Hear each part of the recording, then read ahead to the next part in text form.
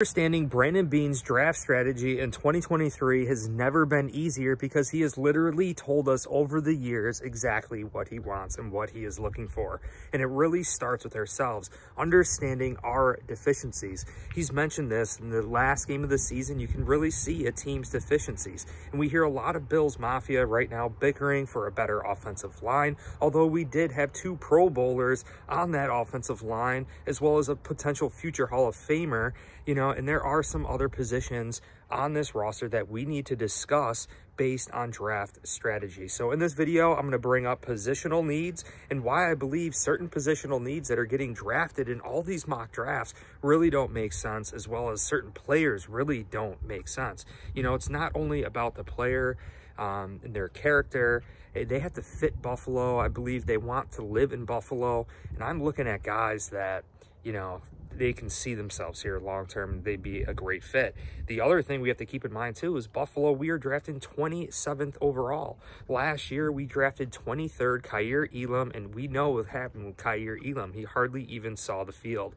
For us to be drafting a player right now and think that they're going to even be able to be a solidified starter and not act in some sort of rotation is a stretch that we're going to find a player like that at 27th overall in this year's draft. So if you're talking about drafting an offensive lineman, which could be the case, but I'm going to explain to you exactly why I don't believe that is going to be the case at 27th overall. So as you can see, the Buffalo Bills right now do have a pretty solid offensive line with left tackle Deion Dawkins, left guard Roger Saffold, also Mitch Morris at center, and then it starts the debate, right? Ryan Bates at right guard and also Spencer Brown at right tackle.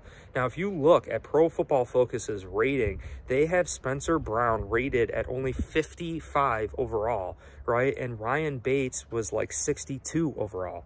And to me, on all the film study that I did this season, I believe that Spencer Brown was actually the weak link on this offensive line.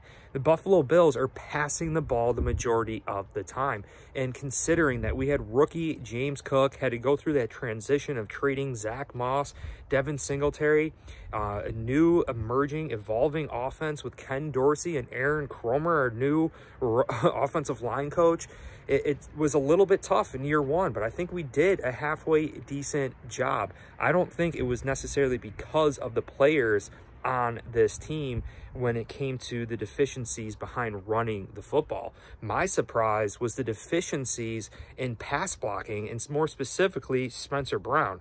So a lot of people wanting to bolster this offensive line, we should really maybe be looking at that right tackle position versus right guard. And you could say, okay, well, Roger Saffold is up in age. Mitch Morris is getting up in age. We need to find backups and find our depth players behind that. So if that is your philosophy, then look no further than the Buffalo Bills D-tackle position. Right now, we have Jordan Phillips, Tim Settle, Ed Oliver, all these guys, Daquan Jones, all these guys have contracts that are expiring very, very soon for the Bills. So if you have that philosophy, maybe the Buffalo Bills should be looking at defensive tackle in this year's upcoming draft. On this defensive line, the rotation of players, we know this first-round pick would at least contribute to this team, right? And I think pairing nice defensive tackle next to Ed Oliver would be dynamite. And there is specifically a player that I am eyeing up. I think he is dynamite for the Buffalo Bills. He is the perfect match to Ed Oliver. You have Ed Oliver, who's a speedy pass rusher, can still take on double teams, can still do his thing in run blocking, but we got to get a guy that can just bull rush you if they decide to go one-on-one or take on double teams and actually penetrate against double teams. So Siaki Ika, he's 350 pounds. He's huge. He'd be the perfect match to Ed Oliver. So I believe he is a potential draft candidate for the Buffalo Bills, 27th overall. Now, where were the other deficiencies on this team? And the proof is in the pudding, because last year, the Buffalo Bills signed free agent Jamison Crowder to have a share with Isaiah McKenzie in the slot. We saw Jamison Crowder go down. He's no longer on the Buffalo Bills. Isaiah McKenzie's only here for another year. Can we upgrade that position? And I believe there are some really good players in this draft that the Buffalo Bills could be eyeing up. And there's one played Ohio State, played in the cold weather, Jackson Smith Njigba, the JSN, they call him, man. He played in the slot the majority of the time. So, and we're hoping that these guys fall to 27th overall. And the reason why Siaki Ika would fall to the Buffalo Bills 27th overall is because a lot of people don't see his pass rushing abilities. They see him more as a run stuffer, but if you watch the film, if you watch the tape, he could still definitely do that. So because of that fear and deficiency in his game, he could definitely fall to 27th overall. Now, the Buffalo Bills with Jackson Smith and Njigba, the reason why his draft stock would hurt and the reason why I believe he would definitely be there for the Buffalo Bills at 27th overall is because he played the majority of the time in the slot, right? And that is exactly what the Buffalo Bills need. He's fast. He's a speed demon. He's a great route runner, and he's 6 foot.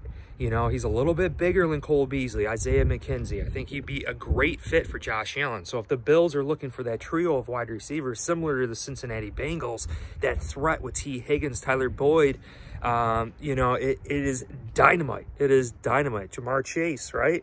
So the Bills would have Jackson Smith, Njigba, Gabe Davis, and Stephon Diggs. I like that. I like that, and it makes a lot of sense, 27th overall. Now, the other things that we need to be concerned about here is free agency. Standing the way the Buffalo Bills are right now, you know, the Buffalo Bills could be missing out on Jordan Poyer. We could be missing out on Tremaine Edmunds. And considering how young Tremaine Edmunds is, I really think he is going to get a high dollar in free agency and could very well walk from the Bills. So is there a replacement in this NFL draft for Tremaine Edmunds? And yes, there is. There's a perfect replacement. Drew Sanders from Arkansas. He is 6'5", 230 pounds. He's a little bit faster than Tremaine Edmunds. What are the complaints from Tremaine Edmunds? He's just a little bit slow. He's doesn't make enough plays in pass coverage. I think he does a great job blitzing. So Drew Sanders had 9.5 sacks last season. He's had interceptions. He's had forced fumbles, you know, and I'm trusting what the Buffalo Bills have done in the past. Sean McDermott finding Tremaine Edmunds in the NFL draft, trading up in the first to get him, right? Finding Matt Milano in the third, Terrell Bernard last year in a later round. I think we have an eye for talent for linebackers. We have an eye for talent for defensive backs, and proof is there too. The Bills, we found Micah Hyde and Jordan Poyer in free agency. We turned them into what they are right now, and I believe Sean McDermott, Leslie Frazier, they could do the same thing. And we could see it with Anderson and Maiden, who just signed here with the Bills. It's definitely a possibility. So looking at these positions, a lot of people saying offensive line, some people even saying running back. I cannot agree with the running back situation. We have James Cook here. We have Nyheim Hines. I don't see a running back being taken 27th overall. The Bills are still going to be a primarily heavy pass team. Running the ball is really just to keep teams honest, defenses honest against this attack. So those three are my top picks, guys. I really think Siaki Ika, Drew Sanders, and Jackson Smith Njigba are my top 3 picks right now for the Buffalo Bills to impact this team in 2023. So if you guys enjoyed this video, hit like, subscribe. I want to hear from you. Let me know your favorite draft pick. If you agree, disagree, it's all good. Let me know in the comments. Go Bills. Peace.